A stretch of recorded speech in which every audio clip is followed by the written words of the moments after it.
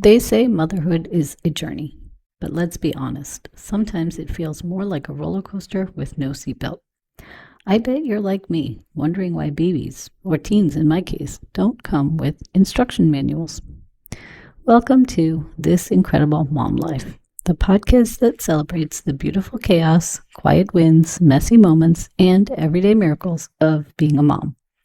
I'm your host, Dummy, wellness coach, mom of 3 boys, and a passionate believer that you don't have to live at the mercy of PMS, burnout, or exhaustion. Join me every week as we hear the craziest and most unbelievable mom stories. I'll be sharing the huge accomplishments and triumphs of both our moms and their kids. We'll giggle, cheer on the kids, and discuss obstacles and lessons learned along the way. If you are struggling to be the best mom you can be, how open-minded are you to booking a free call with me? You don't have to live at the mercy of your cycle, and you definitely don't have to do it alone. Give yourself permission to let me be part of your support system. I believe that you weren't meant to just survive motherhood. You were meant to thrive in it. Supermoms aren't perfect. They're powerful. And today's guest embodies that. Lauren Reisner is a former lawyer turned full-time writer and mom of 2, ages 9 and 11. Her transition out of law was largely driven by her chronic illness and the ongoing work of building a life that is healthy for both her and her family. Through her Substack, Molten Crystal, she writes personal essays that blend self-reflection, psychology, and a researcher's instinct for going deep.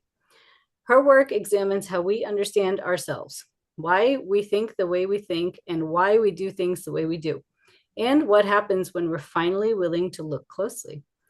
She also works as a memoir and narrative ghostwriter, helping people make sense of the stories they've lived and put them into words. Thank you, Lauren, for being here with me today. Thanks for having me. Of course, we're going to have a great talk. So I usually start by asking you who you are a mom to. So tell me about your 9 and 11-year-old. Yes, so I have my daughter Violet is she'll be 11 next month, and my son Sam is 9. I actually was at his 3rd grade luau at school this morning. So mom life of standing out and watching them in leis and hula skirts. So it was fun. All right. Well, tell us a story about your kids. Story about my kids. Well, when I was thinking about what to tell, I was kind of thinking about my journey of like how I ended up where I am. And the story that really stuck out in my mind was that about 5 years ago, I ended up having to have a hysterectomy due to a large fibroid, and my kids were very little. My daughter, I think, was around 3 or 4, and somebody in my family decided it was a fantastic idea to give her, I believe it was an LOL doll with the little teeny tiny shoes that don't stay on the feet, and the shoes kept falling off, and she's 4, so that was a big deal. And there was some time where I don't know, my husband was somewhere, and it was just me and her, and the shoe just kept falling off, and it kept going under the sofa, and she kept crying, wanting me to go look for it under the sofa. And I did, even though I had just had, major abdominal surgery, and I'm trying to get off the sofa, and I'm trying to reason with my 4-year-old about how mommy can't get off the sofa right now. But she was having none of it, and I did it anyway. And then that night I hid the doll so that she couldn't find it again. And fortunately, we moved her attention to something else because I was done with those shoes. So, and I think that, that was I'd been having issues with my chronic illness before that, but that was the first moment where I think it was so intense, like it was so obvious to me that I couldn't do what I normally do, and that I had to start making boundaries with my kids on my physical limitations because, I didn't want to hurt myself further. So I think that was kind of the first moment that I went, oh, wait, I can't just go on my hands and knees right after surgery looking for doll shoes under the sofa. She's just gonna have to deal with it. I love that. Yes, I'm sure many moms have hidden some toy. In my house, it was the kinetic sand. Oh God, yes. I've hidden that, and the slime too. That's been hidden. Slime I didn't even allow in the house, but kinetic sand, I was like, oh, this is cool. And it's supposed to be like, it's almost magnetic. So like You can use a Yeah. little piece of it to collect. And I was like, okay, that shouldn't be too bad. But yeah, it made a huge mess every time, and I would hide it. Yep. And then every few months, my son would see it. It was in the top shelf of the, I should have put it better, but it was like on the Yeah. top shelf of their toy closet. And he was like, Mom, there's the sand. Oh, we found it. Yeah, so eventually we had to really hide it, and I think I got rid of it. But Yeah. I understand that. Yeah. So if there's another mom listening, share your story, similar story with us where you had to hide a toy or get rid of a toy. Yeah. Yeah, because that is not in life's instruction manual, but No, no. The garage is a good place, just FYI. I find that I yeah, hide them in the garage and then they forget about it. So, yep. Awesome. Well, share more about who you are and what you do. well, as you said in my intro, I am a former lawyer. I was a disability lawyer working for Social Security up until mid-April. And I did that for about 15, no, I guess it was actually closer to 20 years. And I couldn't do it anymore. It was just not working for me. Um, it wasn't succeeding at the job the way that I used to, mostly because of my symptoms were getting worse. And that was, and the stress of the job was making my symptoms worse, which was making my performance worse and so on and so forth. It was not a great situation. And I started working with a career coach, not really expecting to figure anything out. It was more just it was a bad time to be a federal employee, and I didn't know how much longer I was going to have a job, and I didn't know what to do if I were to no longer have a job. So I was like, okay, maybe a career coach can help me. And over the course of about 6 to 9 months, she actually pulled out of me that I had always wanted to write a book and never thought I could. And she challenged me on that premise. And I started doing some creative writing classes and practicing writing. And turns out that I love it and I'm pretty good at it. And it's opened up a whole world for me. So I recently went all in. I quit my job as a lawyer and I went to full-time writing, and I've started doing ghostwriting now, so a memoir and things like that. And I found that it marries all of my skill set perfectly. Because I was a disability attorney, so I was used to interviewing people and getting their stories and shaping their stories. And I'm also a narrative writer, so being able, to be able to understand the structure of the story. So it's actually turns out that I've been like preparing for this role as a ghostwriter my entire life, and I'm loving it. And it's been really fun, and I'm looking forward to just getting more of it. So. Nice. Um, And you hit a pretty important point there that um, if you're feeling like burnout, right, at work, your chronic symptoms and illnesses get worse, right? Which means you yes, take more sick days for appointments and procedures and things like that, absolutely. which again affects your performance. So I think a lot of women are feeling that. I know, especially in healthcare, Yeah. where I worked, it's very common. And I had a similar story. Um, I, I was working, I was a stay-at-home mom for many years, but I was working part-time.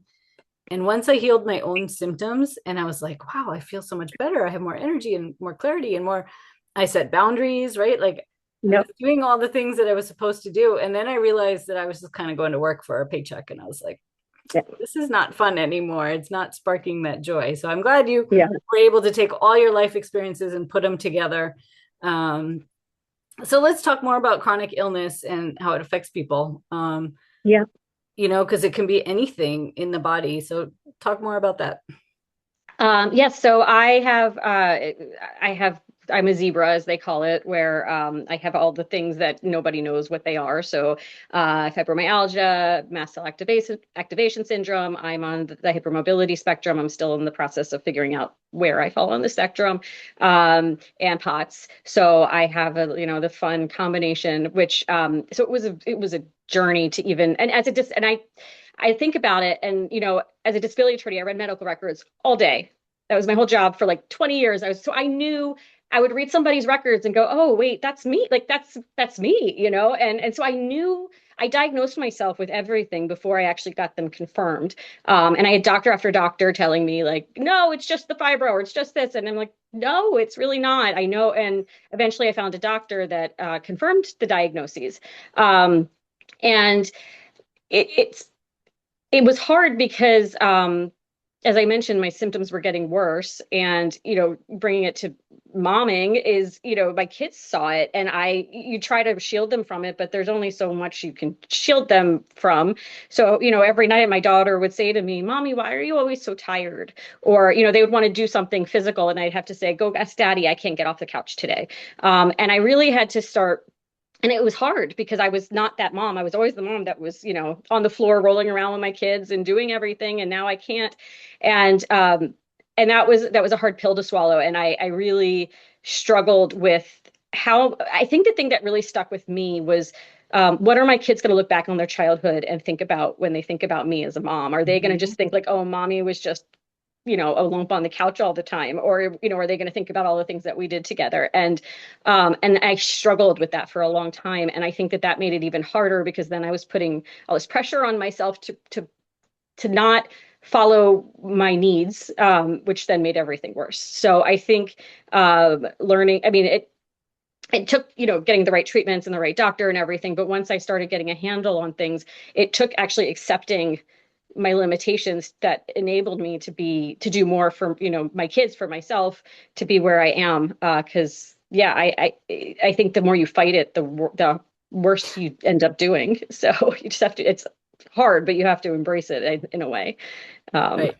Yeah. And it's very common that it takes time for the diagnosis to come about. As a healthcare provider, I will tell you that, like, all the symptoms are very vague. They can be related to 10 million things, right? So it does take time for it to figure out. And I'm glad you, switched doctors and found somebody who actually took the time and then did the research to figure out what was going on with you. So very important there.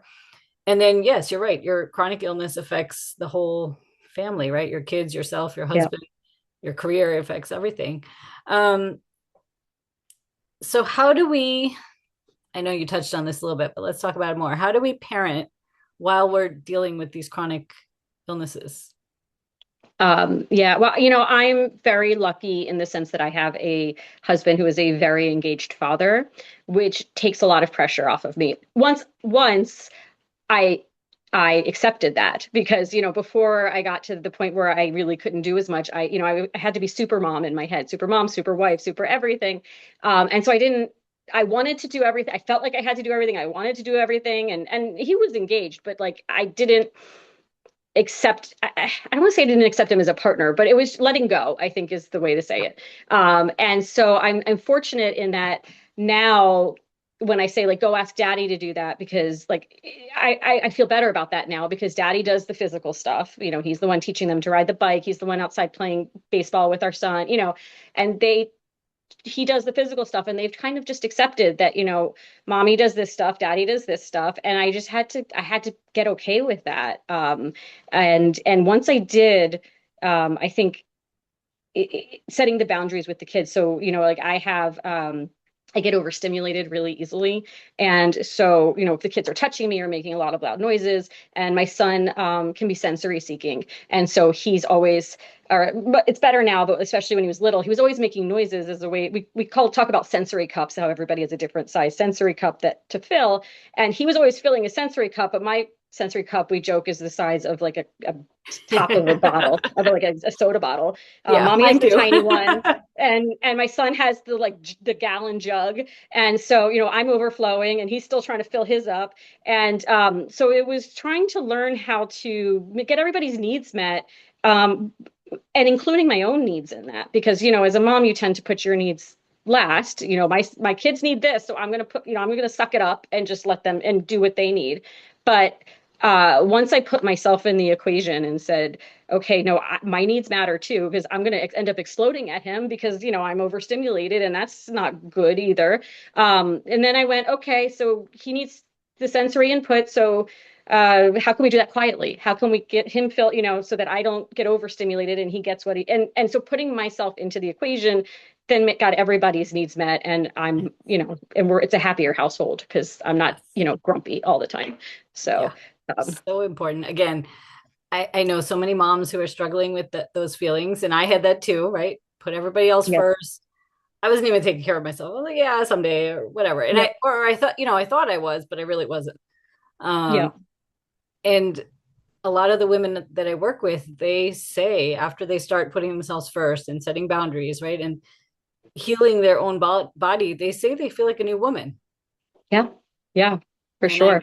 yeah, I believe that too, because I felt like that. And now I feel Yeah. completely different. I'm much more present with my kids, right? Like it's just a learning process and it's not perfect, but Yeah.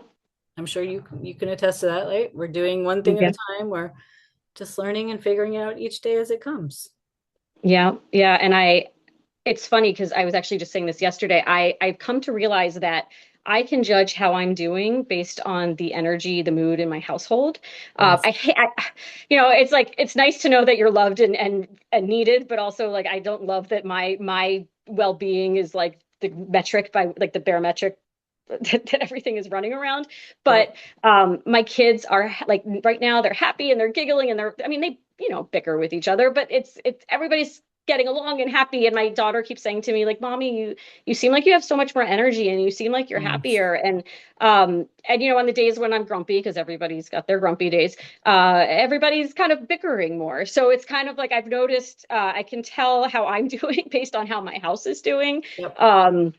And it's not great, but it is what it is. So yeah, it's really taking care of yourself really benefits.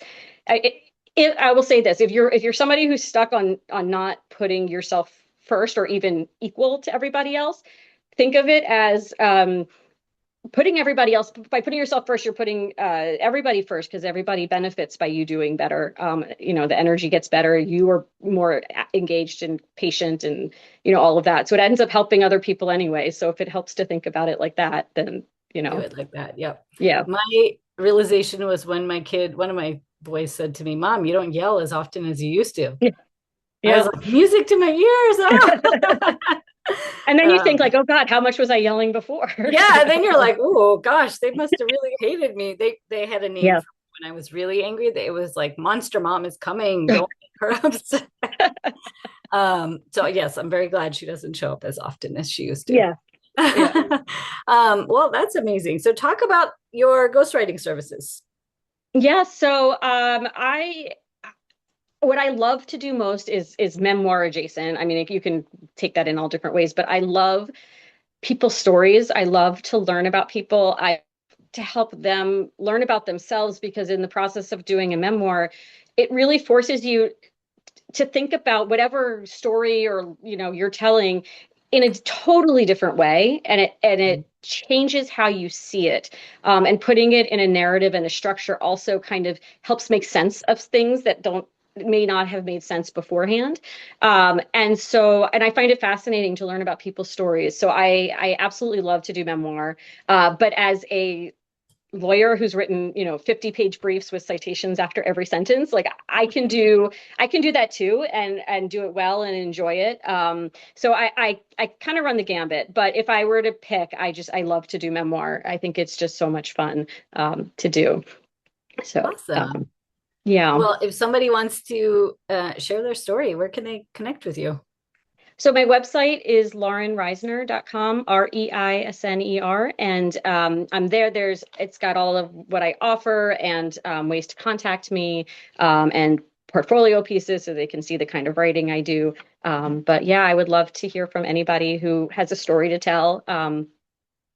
Reach out, and I'd love to help tell it.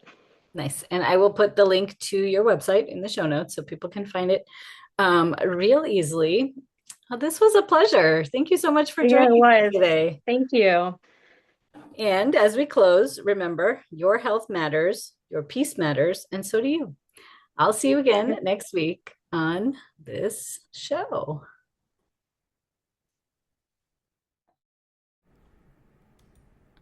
Are you struggling to be the best mom you can be? Are you fatigued, overwhelmed, and stressed out? Are you losing precious time with your family because of PMS?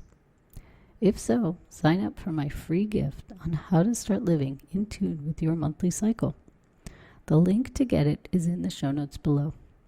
Use this guide to help you start to eliminate your symptoms of PMS, increase your energy, reduce stress, and fully enjoy this incredible mom life. The way I see it, you have 3 choices. You can try to figure it all out on your own. You can do nothing and stay where you are, or you can get the customized guidance you need to thrive as a mom. The choice is yours. Thanks for listening to today's episode. I hope you learned something from these stories. If you enjoyed this show, please make sure to subscribe, rate, review, and share this podcast. It really helps this show grow. If you have a mom story you would like to share, click on the link in the description below on becoming a podcast guest. Remember, the content on this podcast is for general information only. It does not replace any medical advice given by your healthcare providers. Please check with your doctor if you have any questions about your specific condition and before starting any new diet or exercise regimen. Thank you, and you will hear from me soon.